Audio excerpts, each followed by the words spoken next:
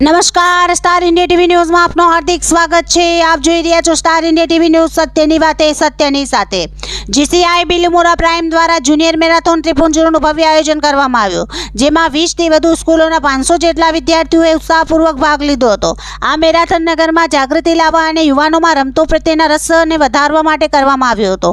આ કાર્યક્રમમાં 2025ના પ્રમુખ જીસી નમન શાહ, પ્રોજેક્ટ ચેરપર્સન હેતલ પનારા અને પ્રોજેક્ટ ડાયરેક્ટર સરજુ એન્જિનિયરિંગની મહત્વપૂર્ણ ભૂમિકા રહી હતી। 2025ના ઝોન વાઇસ પ્રેસિડેન્ટ જેસી ભાવિન સાલુનકે પણ હાજરી આપી સમગ્ર કાર્યક્રમમાં ઉત્સાહ વધાર્યો। મેરાથોન 2 કેટેગરીમાં યોજાઈ હતી। 2 કિલોમીટર રેસ 8 થી 11 વર્ષના બાળકો માટે, 4 કિલોમીટર રેસ 12 થી 15 વર્ષના બાળકો માટે।